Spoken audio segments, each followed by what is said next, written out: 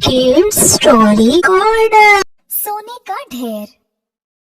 एक बार था एक किसान वीर नाम का। वह दूसरों के खेतों पर हल जोतने का काम करके अपनी रोजी रोटी कमाता था। एक दिन वह एक खेत पर गया। उसने काम शुरू ही किया था जब उसको जमीन में कुछ पीला और चमकीला नजर आया। मिट्टी हटाकर देखा तो अंदर था सोने का एक ढेर। वीर इतना बड़ा ढेर देखकर चकित रह गया और अपने आप को भाग्यशाली समझा। अपने साथ इस सोने को ले जाना चाहता था, परंतु दिन का समय था और ऐसे खुले आम दिन में इतनी कीमती चीज ले जाना उसको सही नहीं लगा। वीर ने रात को उधर वापस आने का निर्णय लिया और सोने को वहीं पे छुपा दिया। वीर वापस उसी स्थान पर रात को लौट आया और जमीन को खोदने लगा। सोने के ढेर को रस्सी से बांध दिया ताकि उसको आसानी से खींच पाए, परंतु सोने का ढेर बहुत भारी था। वीर ने फिर उस ढेर को 4 समान हिस्सों में काटने का निर्णय लिया ताकि उसको आसानी से और सुरक्षित रूप से घर ले जा पाए।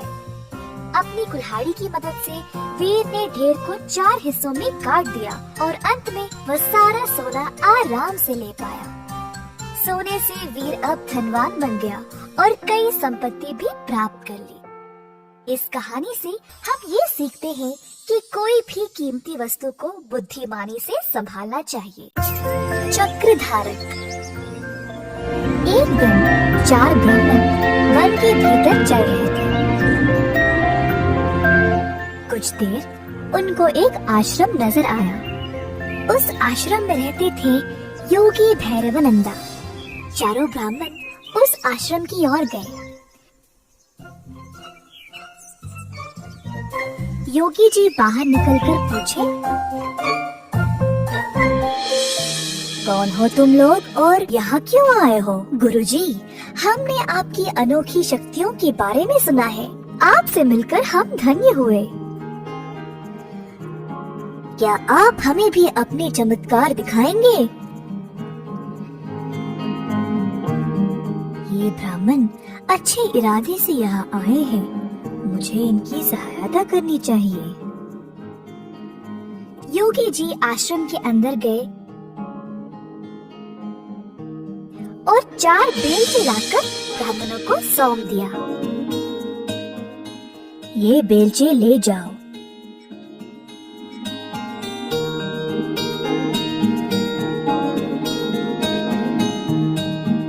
गांव के पास एक छोटा तालाब है और उस तालाब के साथ ही एक अंजीर का पेड़। उस पेड़ के पास जो लाल मिट्टी है उसे खोदो और अपना भाग्य आजमाओ। ब्राह्मणों बेलचे लेकर उसी स्थान पर आ पहुँचे।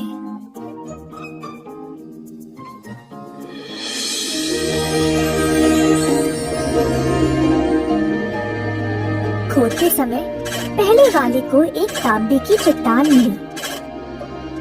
ओह ओह, कमाल है, तांबे की चट्टान। चलो वापस चलकर इसको आपस में बांट ले।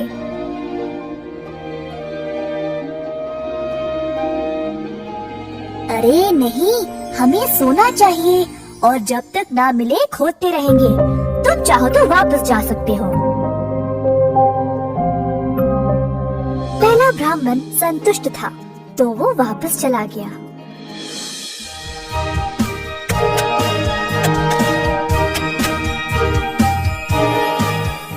ओह ईश्वर, चांदी!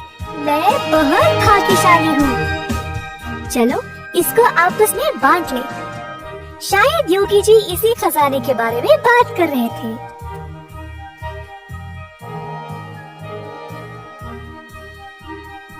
हमको अभी सोना नहीं मिला, हम कोशिश करते रहेंगे। तुम चाहो तो जा सकते हो। दूसरा ब्राह्मण अपनी प्राप्ति से प्रसन्न था और वहाँ से चला गया।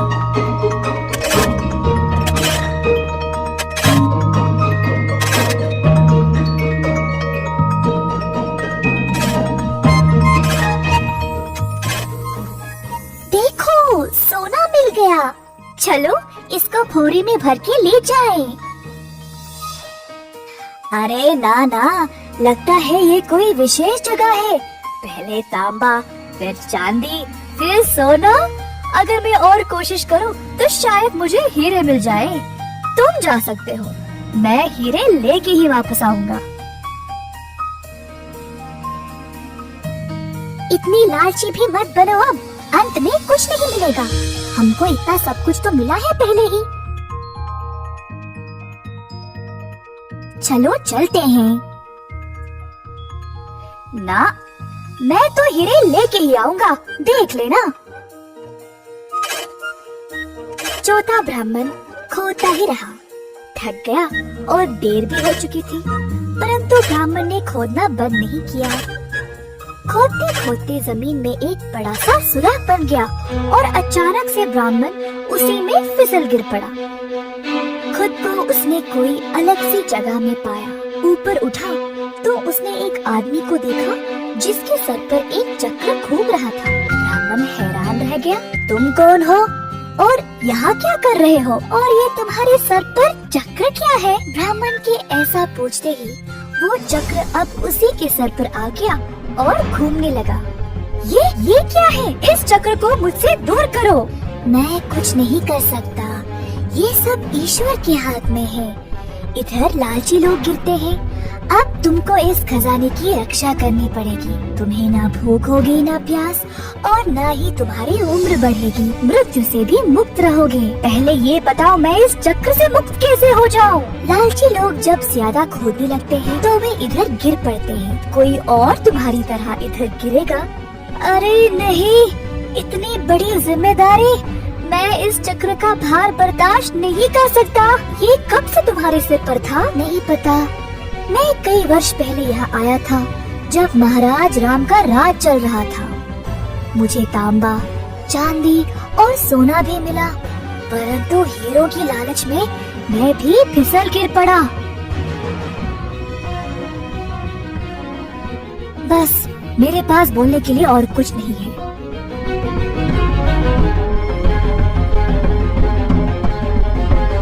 ऐसा बोलकर साधक उसी सुराख से बाहर निकल गया। जब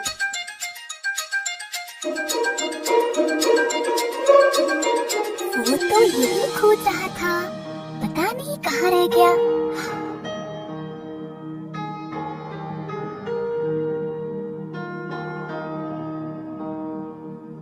ओ सुनिए, मेरा मित्र यहाँ पर मेरे साथ ही खोद रहा था। क्या आपने उसको कहीं देखा है?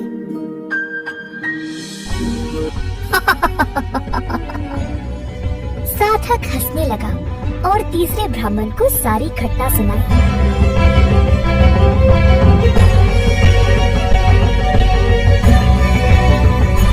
ब्राह्मण मजबूर और निराश होकर अब घर वापस लौट गया। तांबा, चांदी और सोना मिलने के बाद भी तुम रुके नहीं।